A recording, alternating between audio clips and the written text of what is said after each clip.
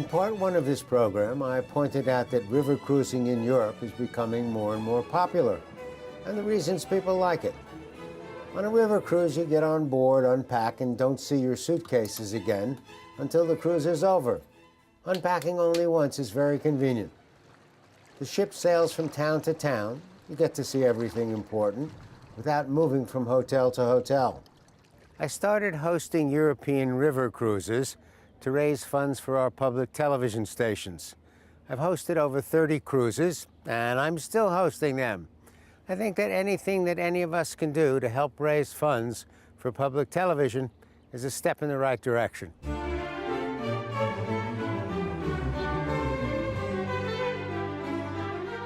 The cruise we're on is run by Scenic. It started in Basel, Switzerland, and sailed on the Rhine to Amsterdam. The stretch between Rudesheim and Koblenz is classic.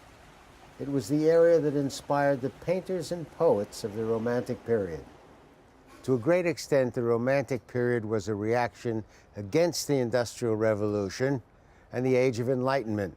The Romantics were saying, enough with this science and technology. How about putting a little love in your life? The Romantic period was at its height during the first half of the 1800s.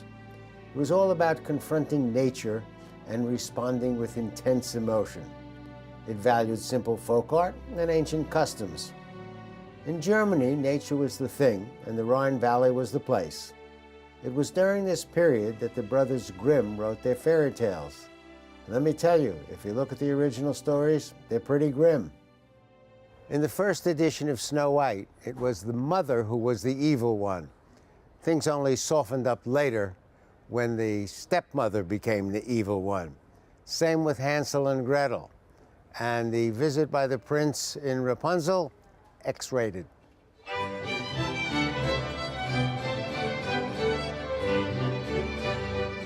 As long as we're on the subject of updating things, let's talk about the Rhine itself. Originally, the Rhine was a very difficult river for sailors.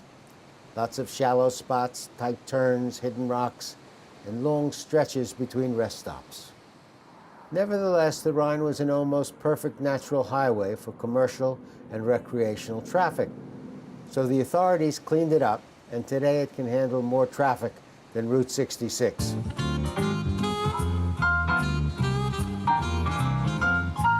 Stop that.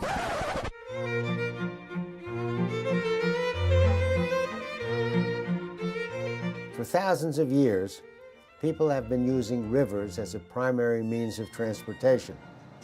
It was usually easier and safer to move things on a river than on a road. But many rivers were too shallow or too narrow for anything but a small boat. One way to solve that problem was to build a series of dams. The rivers got deeper and wider, but then you had the problem of a river with different levels, similar to a set of steps. The invention that dealt with the steps is called a lock, and as we sailed along the Rhine, we passed through a number of them. There are two types of locks. One is called a caisson lock. The boat sails into a big box, the box is sealed, and the box with the boat in it is moved up or down. The other type of lock is the pound or fixed-chambered lock. The ship sails in, the chamber is closed, the water is pumped in or out to raise or lower the ship. The Chinese invented an early form of lock, but the system that we use today was developed by the Dutch in 1373. It has a chamber with gates at both ends. A boat or boats go in, the gates are closed, and the water is either pumped into the chamber to raise the boat or pumped out to lower the boat. When the water has reached the proper level, one of the gates is open and the boat sails out. The earliest locks used in Europe were guillotine locks. A wall was held in a frame and raised or lowered like a guillotine.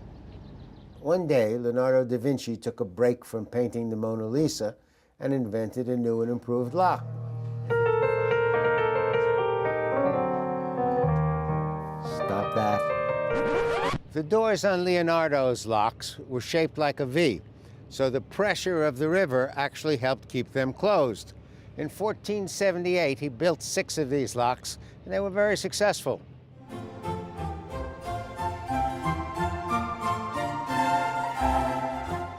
When I started cruising the rivers, I began to understand how complex it is to design a hotel that floats, and not only floats, but floats from city to city. Each of the suites has a butler, and these guys are constantly available to help you with stuff and to try and anticipate your needs. Yes. Good evening, Mr. Wolf. Good evening. Would you like turn down service? Thank you. I haven't turned down enough for one day. I wanted to do that gag for 20 years, and I really appreciate you bearing with me.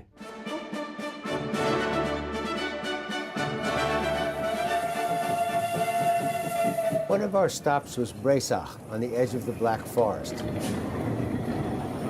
Until the 11th century, when monks began to set up isolated monasteries, nobody was interested in entering the Black Forest.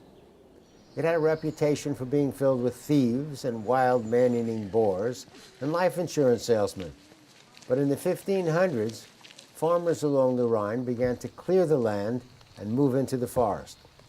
There's not much left of the thick pine forest, and the thieves have all gone into the mortgage and investment banking businesses. And as far as the wild boars are concerned, most of them are working on television as political analysts. For me, the most important thing about the Black Forest is the Black Forest cake. The Black Forest cake is a big deal, but the area's most famous product is probably the cuckoo clock.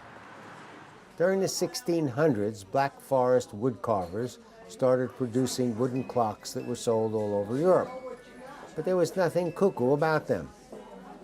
In the 1850s, a local artist designed a clock with a little house on the front. Shortly thereafter, some unknown mastermind placed a bird inside the house and developed a mechanism that allowed the bird to come out and on the hour announce its presence by yelling, cuckoo, cuckoo. I wouldn't say these clocks were cuckoo, but some of them appear to be a little neurotic.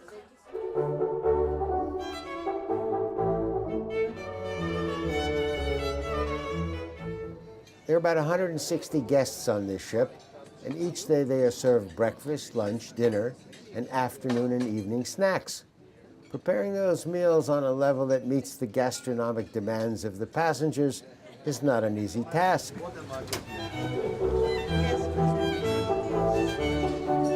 We buy everything. When we start to buy, we don't stop anymore, as long as we have money, you know. What's the biggest challenge of cooking on a ship? The biggest challenge in cooking on a ship is actually the organizing before. Because you always travel, you're never on the same place, like in your hotel, you know, you have the same place, you go shopping, you have the fresh stuff on board. Right. There you need to organize in the head, 10 days ahead, the loadings, how much you need, the freshness, to check, to keep everything up. That's actually the biggest challenge, you know, the organizing before. How often do you get to actually get off the boat and shop for local stuff? For local stuff, as soon as we get the opportunity, you know, we get the chance, we go. It's like a market, because you don't have every port a market. Right. But like here you have a market, or when we go to Budapest, you have in Vienna, a local market, Budapest. Okay, this is the wild asparagus, you know. You can eat everything of it. You just blanch it for 1 minute, and that's it, you know. Mostly you can use it for salads, even for steak is nice. Do you put any sauce on it or just straight? Sauce Hollandaise, sauce Bernays, that's the no, then traditional asperge. One, you know.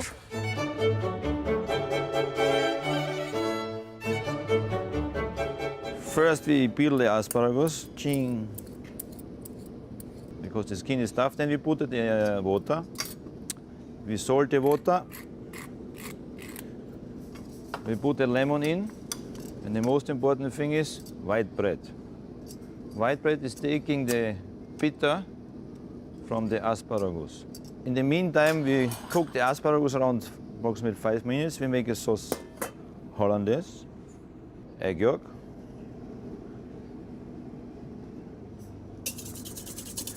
We heat the egg yolk a little bit, give some temperature, whisk it, butter, slowly, drops by drops. You see it's going creamy now already, like a sauce, you know. Then we add some white wine reduction.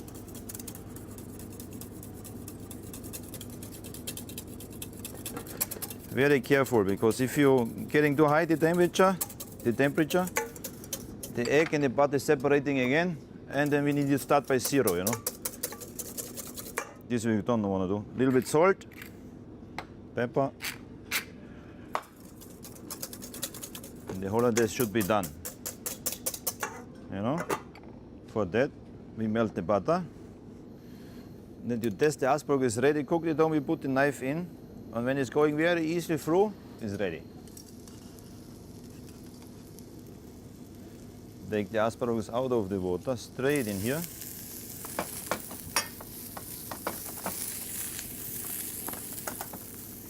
Again, salt, don't forget, and pepper.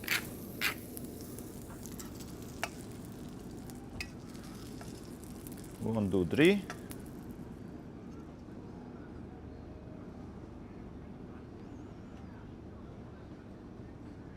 In the meantime, we put the wild asparagus just in the water for a few seconds. Now the wild asparagus is ready, only a few seconds. We just melt it in the butter.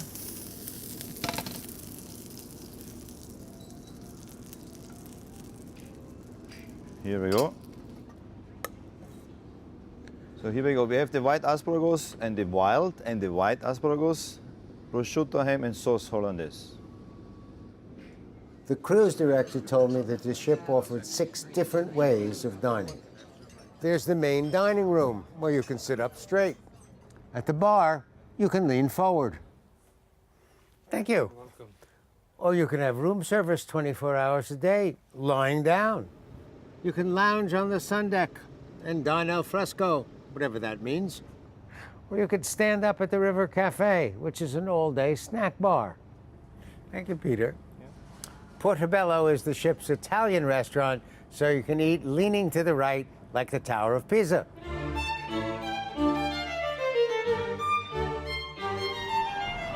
Overnight, we sailed to Mannheim, where we took a bus to Heidelberg. According to archaeological research, our European ancestors have been living in this neighborhood for over 6,000 years. Heidelberg was a Celtic settlement, the site of a Roman fort, and for 500 years, starting in the early 1200s, the hometown of the mighty counts who elected the kings of Germany. The counts were responsible for 3 of the most important things in Heidelberg. First is their castle, which they started building in the 1300s and finished about 400 years later. What slowed things down was an unending conflict between 2 factions of the family over window treatments. The most interesting way to get to the castle is on the funicular. This section of track is the oldest funicular railway in Germany and considered to be a historic landmark. It uses the original wooden cars that were built in 1907. The ride up offers some fabulous views of the Rhine Valley. The oldest part of the Heidelberg Castle complex is the Gothic house, which was the home of the Elector Ruprecht III. The Frederick wing dates to the early 1600s and has a classic Renaissance facade decorated with statues of the kings of Germany. The sculptural decorations in the Otto Heinrich wing include biblical characters, Roman gods, and the virtues. The one thing in the castle that almost everybody feels the need to see is the Heidelberg Tun, a wine vat with a capacity that is given at something in the area of 50,000 gallons. The original vat on this site was built in 1591 and used to collect taxes that were paid in wine. The one that's here today was installed about 250 years ago and probably never held any wine at all. Its primary objective appears to be to enclose vast quantities of emptiness, a concept that fascinates over 3 million people a year who actually pay to come and look at it.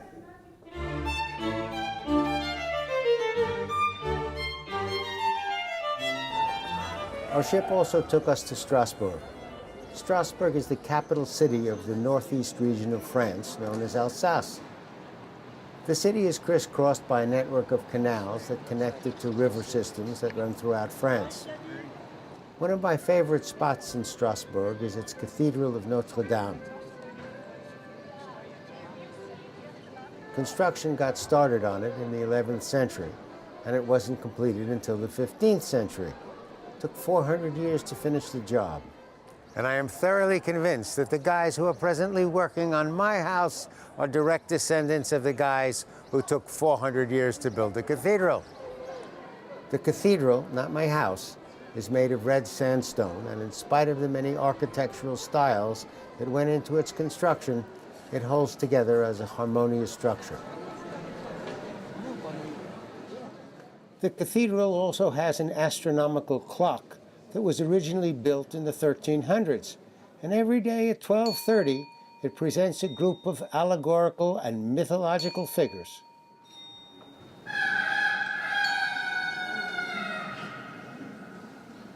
The clock's body has a planetarium based on the 17th century theories of Copernicus, many of which are similar to the theories used by some of our contemporary economists.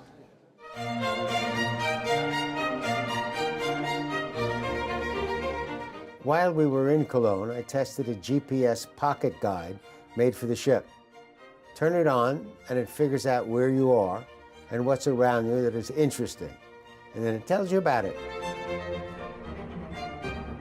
You can take your own GPS-guided walking or biking tour, or you can use it to listen to your guide.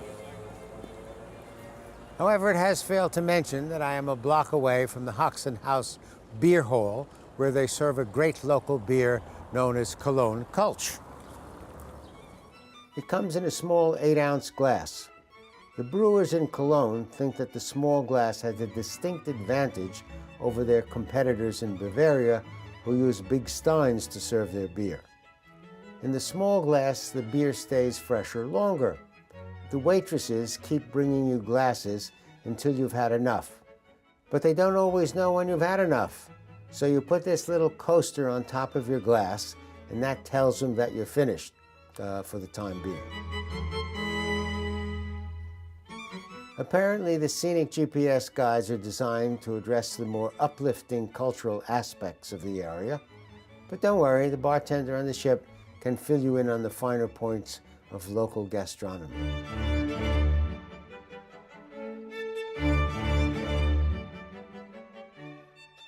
Our final port was Amsterdam. If you consult the travel guides that include Amsterdam, you will undoubtedly find a selection of the city's great museums. They'll recommend the Van Gogh, which has the world's largest collection of works by Van Gogh. They'll stress the Contemporary Museum, which has 90,000 contemporary works. They'll suggest the Rijksmuseum, which is the official state museum and truly has one of the greatest museum collections in the world. Every few years I visit all of them, usually on the internet. They have amazing sites. The sites for the Rijksmuseum is outstanding. However, my favorite museum in Amsterdam is the Museum of Handbags and Purses. It has over 4,000 objects, with some that date back to the 14th century. The collection was started by Hendrik Ivo. Today it's run by her daughter, Sigrid. My mother, she was an antique dealer, traveling through Europe to find her antiques, small silver items on the table, cutlery and this kind of things. And then she saw a very beautiful bag made of tortoiseshell inlaid with mother of pearl, and she fell in love. Her mother spent over 30 years collecting handbags and displaying them in her home on the outskirts of Amsterdam. But eventually, she needed a bigger space. And we spoke a lot with the local government, but that didn't work out. And then she put a sign on the door and saying, SOS, who can help us for a new location? And she asked also a lot of people, can you help me with a new location? Do you know a millionaire? I don't like to have them only for myself, but half of it maybe. And then one Sunday afternoon, a millionaire came along, visited the museum, read the sign, and bought them a building in the middle of Amsterdam. The museum illustrates the history of the handbag from the 14th century to the present. The earliest women's handbags were worn under their dresses. They had a ribbon with two pockets hanging on it, and then you have 2 or 3 underskirts. Then this ribbon goes around your waist, and then your nice dress goes over it, and there's an opening in the dress so you could reach your pockets. Late 19th century, it changed because the fashion got very slim. And we are looking back to the Greek and Roman periods, and the waist goes up into the breast, and then you get very slim, tiny dresses. They have to look like a Greek dress, because that was fashionable in that period. And they were made of fine mousseline or very fine material, sometimes very transparent. So then you can't wear these pockets beside. And then you see that the ladies wear for the first time the bag in the hand. And what did they put in their bag? A coin purse, you had a letter case for your letters, they were writing a lot. Maybe also a calling card holder, because when you went to visit somebody, you go there and then you say to the servant, I would like to visit the lady of the house. But then she is giving the calling card to the lady of the house, and she is deciding if she wants to see you.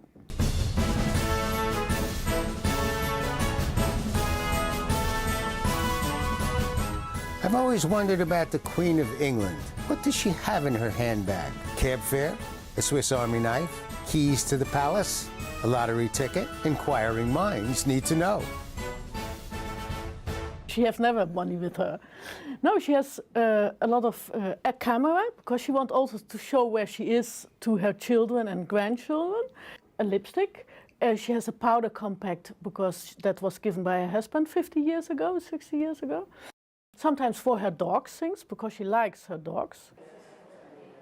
I also noticed in the last maybe 10 or 15 years that handbags become a symbol of status. Until the 60s, you could show that you are rich or you are different by your clothing. But in the last decades, it's getting more and more difficult.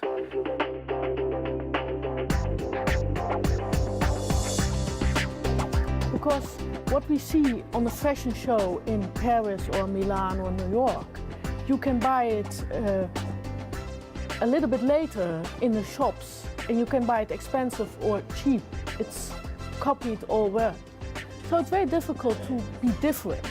And that you see that these big brands, they come with handbags, because that's something you can show that you can be different. But not everything what's in fashion will fit you very nice. But a handbag will always fit you. So it's for the brands have more emphasis on the handbags, because everybody can buy a handbag from a brand if you have the money, of course. But everybody will shoot a handbag. Everybody will fit a handbag. You may not be able to get into that dress, but I certainly can carry that handbag. Yeah. The handbag is the soul of women, because all your personal items go into it, and you don't want to show it to other people. But there are also a lot of things ladies don't want to tell about. For instance? That I can't tell you, because that's a secret. Quite honestly, I think this is one of the most interesting museums I've ever seen, and I strongly recommend it. Well, that's Cruising the Rhine Part 2. I'm Burt Wolf. But wait, there's more. Whenever we edit our shows, we always end up with a lot of good stuff that we can't fit in. Interviews, stories, recipes. So we decided to put them on a website, burtwolf.com.